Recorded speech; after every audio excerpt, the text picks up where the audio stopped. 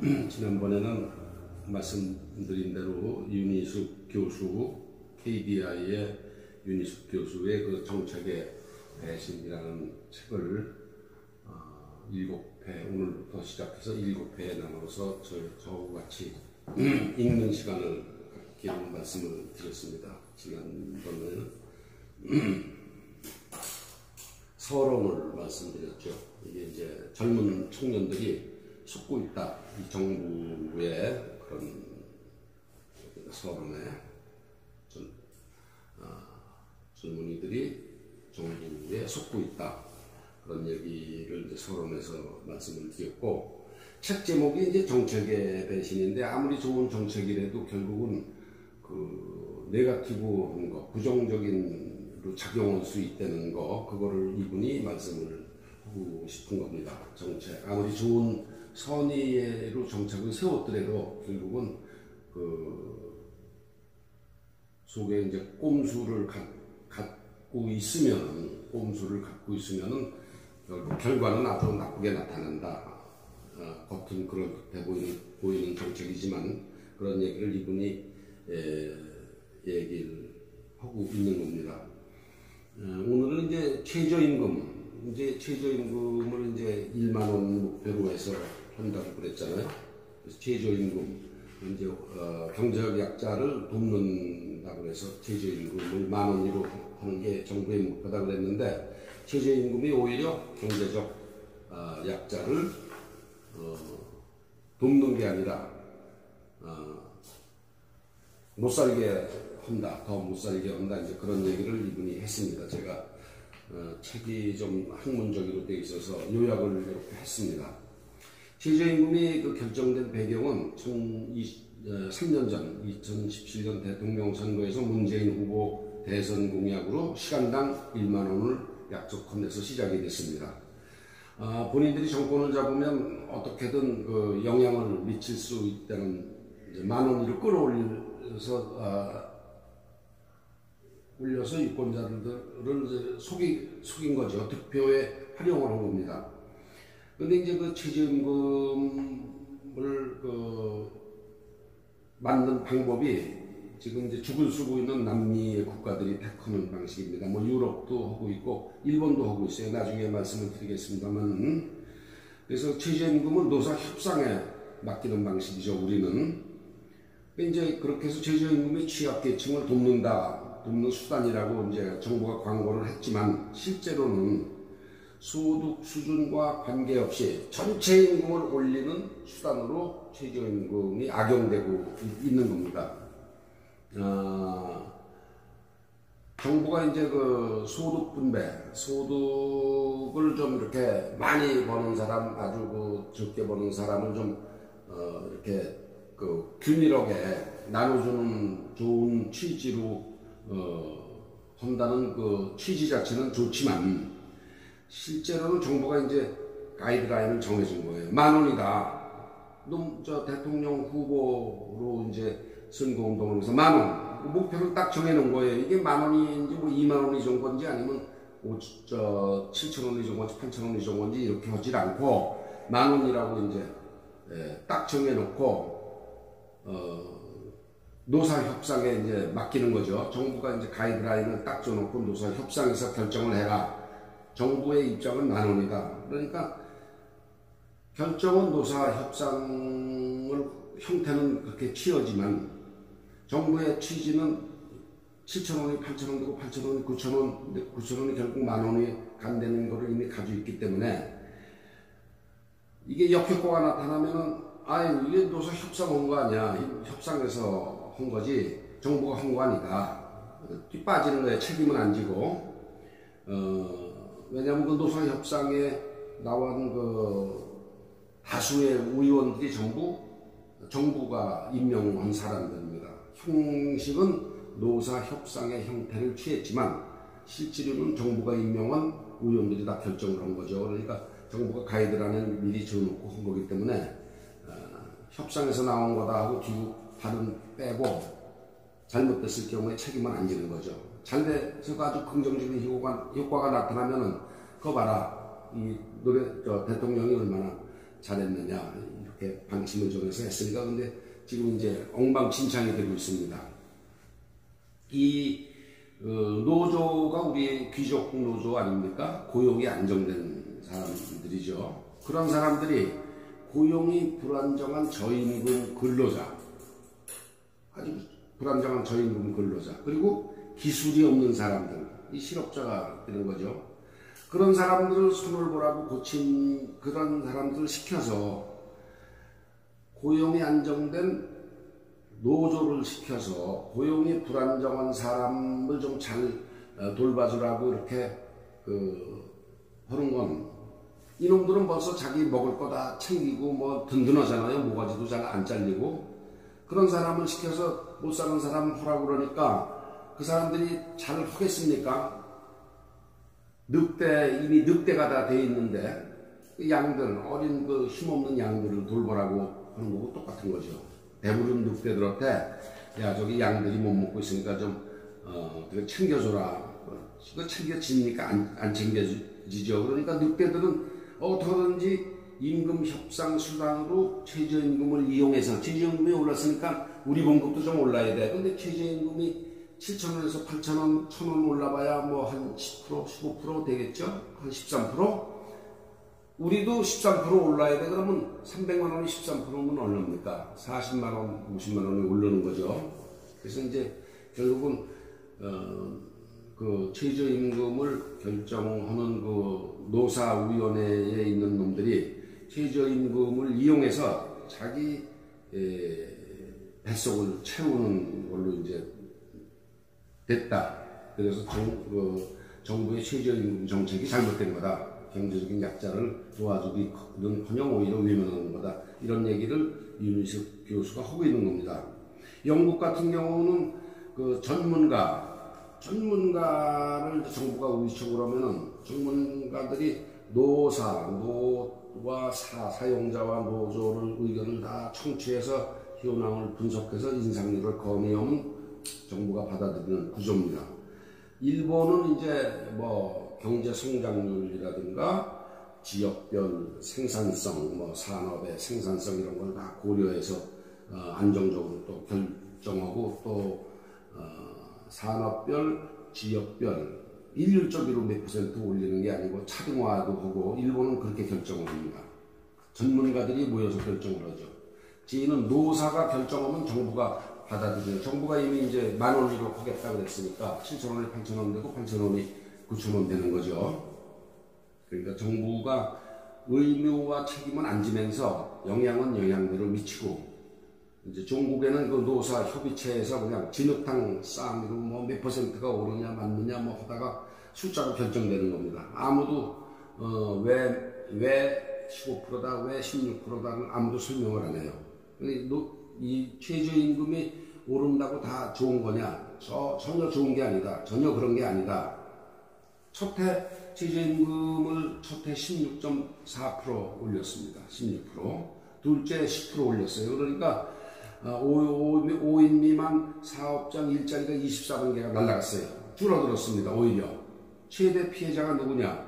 기술도 없고 경력도 없고 교섭력도 약한 사람, 뭐 학생들이 아르바이트하고 학력도 낮고 또 편의점 주인이 배우자가 이제 가게를 이제 지키게 된 거죠.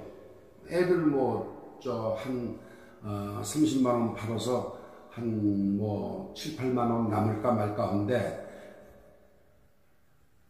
학생들한테 다 주고 나면 주인이 먹고 살 게 없잖아요. 그러니까 이제 주부가 같이 나와서 그러니까 학생들도 시간이 줄어들고 3명 되는 게 2명이 되고 2명이 6시간 먹던 게 3시간이 되고 그러니까 결국은 없는 사람이 더 고통을 받게 되는 겁니다.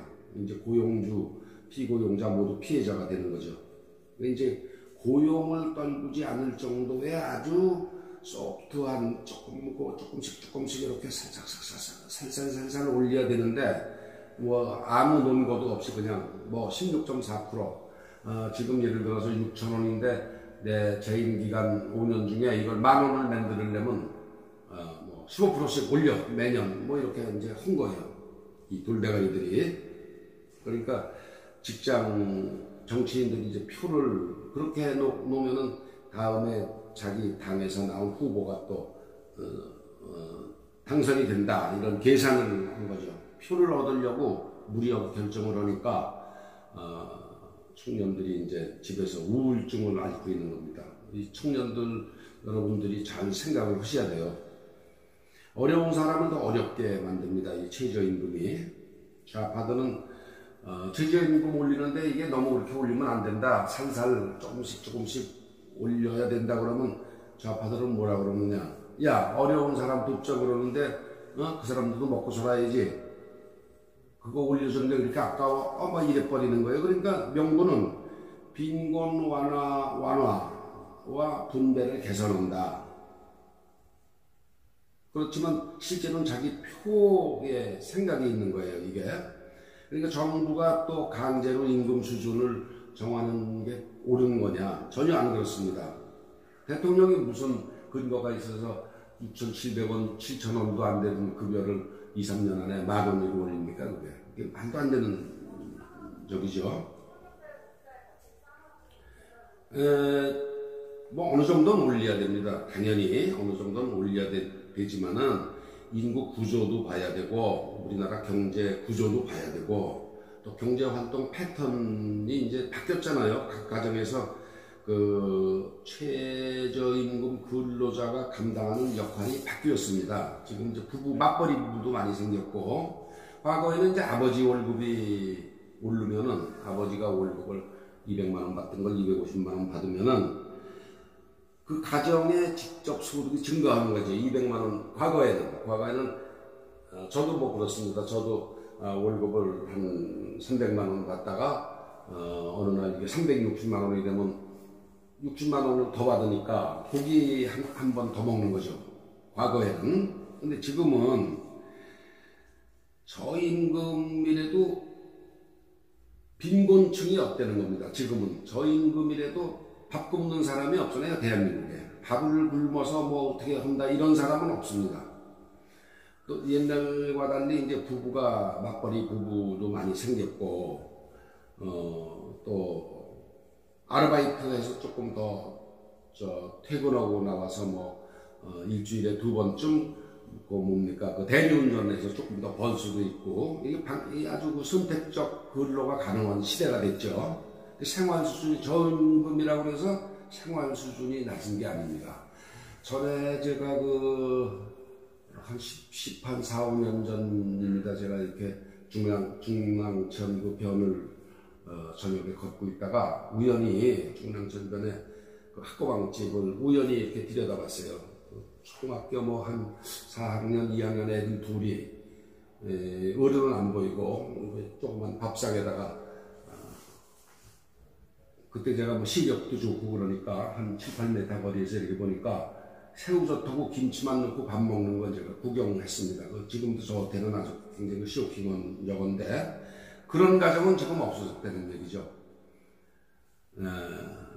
먹는 거 굶는 가정은 없어졌습니다. 사정이 바뀌었습니다. 저임금이라고 해서 생활 수준이 낮은 건 절대 아닙니다. 고기를 몇 번, 서너 번 먹을 걸 한 번 먹는 거지 뭐 그렇게 굶어서 3끼 먹을 걸 2끼 먹고 뭐 이런 사람은 없습니다. 또 아르바이트 그렇기 때문에 아르바이트 학생들 최저임금을 올리는 게 소득 분배가 개선이 되느냐? 절대로 안 그렇죠. 예, 문제는 이제 집안에 돈을 벌어오는 사람이 있느냐 없느냐 그게 문제지. 집안에 돈을 벌어오는 주로 그 집안에 그 먹고 살고 그런 옷 입고 뭐 수도료 내고 전기료 내고는 생활비를 감당하는 그런 사람이 있느냐 없느냐가 문제지. 뭐 그런 사람을 늘리는 게 이제 해야지. 무슨 뭐 지금 그 아르바이트 학생한테 뭐 최저임금이 6,500원이니까 이거 7,500원으로 해준다든가 이렇게 손심스럽게 그 사람들이 이렇게 보면 내가 5시간에서 3만원 받던 게 5시간 하니까 뭐 5만원이 되는구나. 여기다 선거 때 표를 찍어줘야지. 절대로 이런 술수를 쓰면 안 된다는 거죠. 그래서 일괄적인 최저임금 인상이 아니고 도움이 필요한 사람, 어느 가정에 정말 그 생활비를 벌어오는 사람이 없을 때 그 사람을 직장을 갖게 해주는 그런 정책이 필요한 거죠. 평균임금이라든가 경제성장 이런 뭐 거시경제라고 그렇지 않습니까? 국가 전체의 경제의 그 지표를 기준으로 해서 예측 가능한 수준으로 충격을 없애는 그런 임금 인상을 해야 되는데 지금 이제 10,000원이라고 딱 정해놓고 밀어붙이다 보니까 이게 지금 난리가 난 겁니다. 그래서 이제 그 생계비를 보조해 준다든가 기초연금이라든가 사회 서비스를 제공한다든가 고용을 지원한다든가 직업 훈련을 시킨다든가 이런 데 대한 거를 정부가 신경을 써야지 시간당 임금을 확 올리는 거는 그건 안 된다. 그거는 오히려 더 여러 사람 고통받게 하는 거죠. 이러는 사람은 뭐 시간도 줄어서 3만원 받던 게 떨어지고 이제 5명 쓰던 건 3명이 줄이고 또 고용하는 사람도 아르바이트생은 덜 쓰다 보니까 부부가 같이 나와서 이제 그 슈퍼마켓도 해야 되고 이 뭐 엉망이 되는 겁니다. 여러 사람이. 그래서 이제 임금 격차를 줄인다고 해서 줄인답시고 이제 그 적게 받는 사람 봉급을 강제로 올리면은 많이 받는 사람하고 적게 받는 사람 격차를 줄이는 거는 좋지만 그게 중요한 게 아니고 어느 집에 돈 버는 사람이 있느냐 없느냐 요거를 해서 실업자를 구제하는 그런데 이제 정부가 초점을 맞춰야 된다. 돈을 재정을 풀더라도 우리처럼 이제 그런 그 경기가 안 좋은 상황에서 2년 사이 2017년에 대통령 취임해서 2018년에 16.7% 올리고 또 그 다음에 2019년 되면서 10% 올려서 보면은 이게 30%가 인상이 됐는데 그런 나라가 없습니다. 전 세계에 그런 나라가 없습니다. 그래서 이제 뭐 그렇게 살짝 조금씩 올려서 적게 버는 사람을 조금 도와주는 그 방향은 좋지만 너무 빠르거나 또 그렇게 되면은 이제 사람을 자르고 아예 가계부를 닫아버리고 그 부작용이 지금 나타나고 있는 겁니다. 이제 인건비 부담이 되니까 경제 전체가 이제 막 흔들리는 거죠.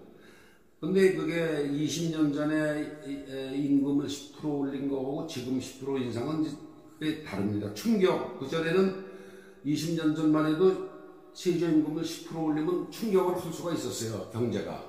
성장을 하니까, 규모가 커지니까. 지금은 경제가, 공장을 누가 합니까? 공장에서 생산해서 풀 데가 없잖아요.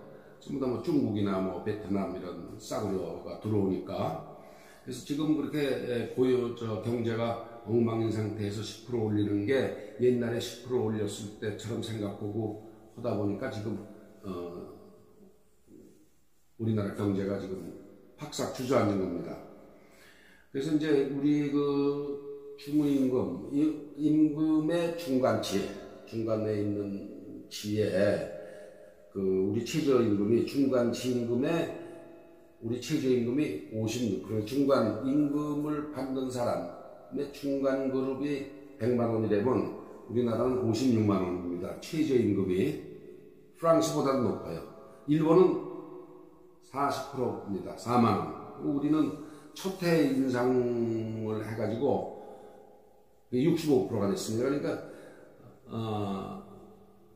우리나라가 제일 높습니다. OECD에서 최저임금을 받는 사람들의 수준이 전체 소득 수준 중간치의 몇 프로냐? 우리나라가 제일 높습니다. 65%입니다.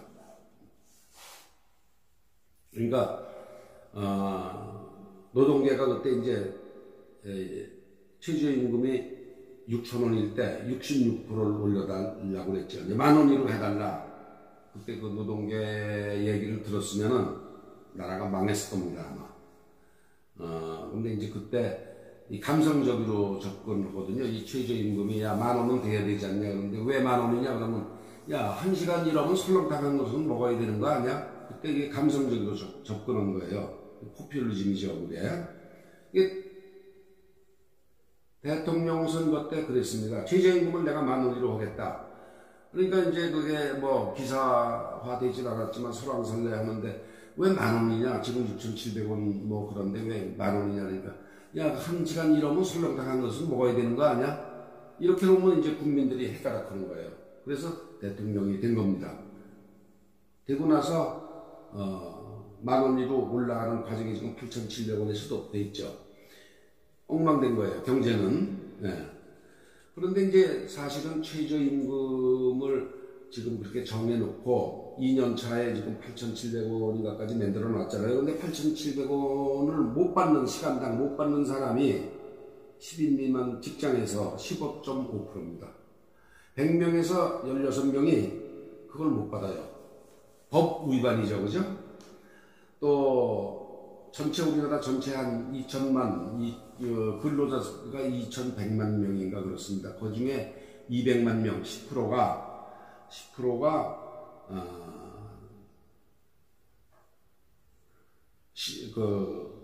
말하자면 법을 어기고 있는 겁니다. 정부가 주례는 8,700원인가를 아직 못 주고 있어요. 그러니까 사업주들은 뭐 배째라. 아니 난 뭐 아무리 정부가 그렇게 해도 내가 뭐 줄 여력이 없다. 그러니까 뭐 그게 제일 심각한 게 이제 숙박업, 또 이제 음식점, 생산성이 낮죠. 그런 업체에서 그런 정부가 정하고 강제하고 있는 최저임금을 못 주고 있는 데가 40% 됩니다. 이게 지금 현실이 그렇습니다. 지금 우리나라가. 그래서 윤희숙 씨가 얘기하면 최저임금이 무조건 오른다고 다 좋은 건 아니다. 다 덕보는 건 아니다. 결코 어려운 사람을 더 어렵게 하는 거다. 최저임금 인상이. 윤희숙 씨는 그런 얘기를 하고 있습니다. 다음번에는 저희가 이제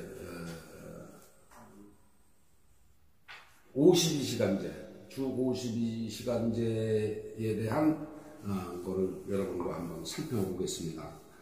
윤희숙 씨의 정책의 배신, 뭐 시간이 있으시면은 이 책을 한번 사서 읽으셔도 됩니다. 근데 그분이 그 학자시기 때문에 상당히 좀 어렵게 이렇게 썼네요. 제가 쉽게 풀어서 쓰느라고 하는데도 불구하고 제 실력으로는 참 어렵습니다. 하여튼 지금은 이제 그 국민의힘 국회의원이 됐죠.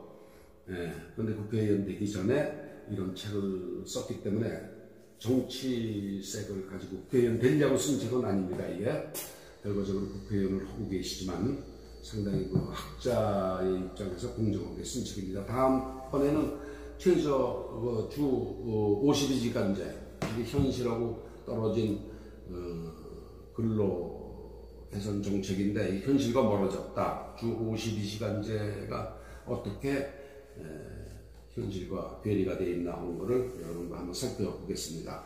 다음 시간에 뵙겠습니다. 감사합니다.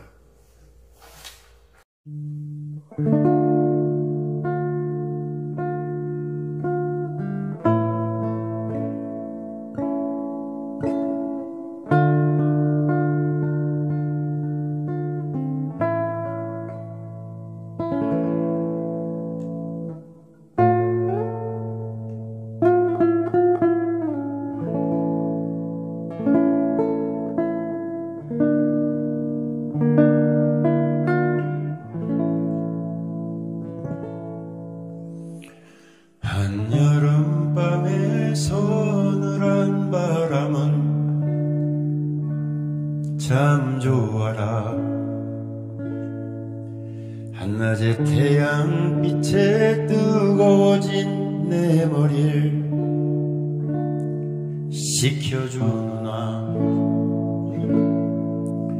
빳빳한 내 머리카락 그 속에 늘어져 쉬는 잡념들 이제 모두 깨워 어서 깨끗이 쫓아버려라.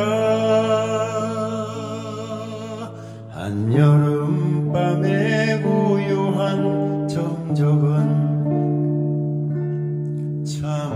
좋아라.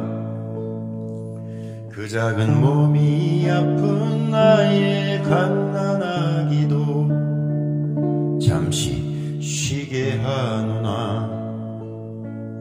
그의 곁에서 깊이 잠든 피곤한 그의 젊은 어미도 이제 편안한 휴식의 세계로서 데려가거라.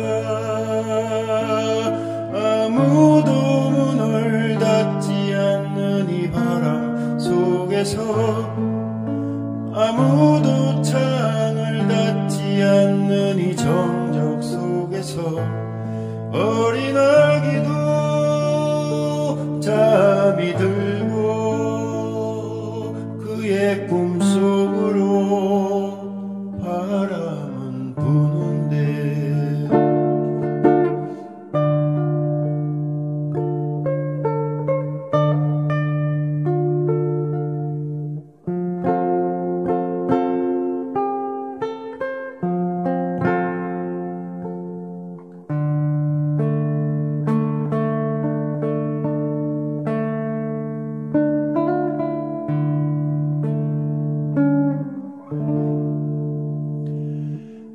한여름밤의 시원한 소나기 참 좋아라. 온갖 이기와 탐욕에 거칠어진 세상 적셔주노나.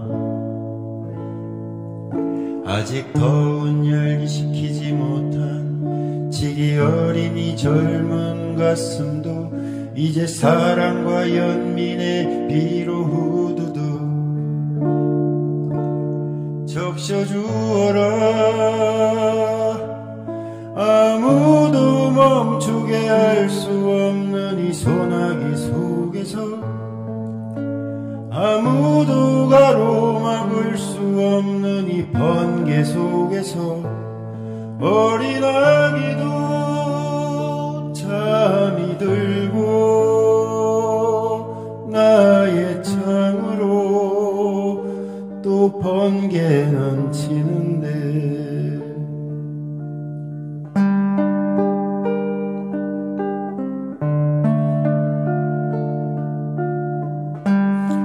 번개가 쳐서 코로나도 모두 태워버렸으면 좋겠네.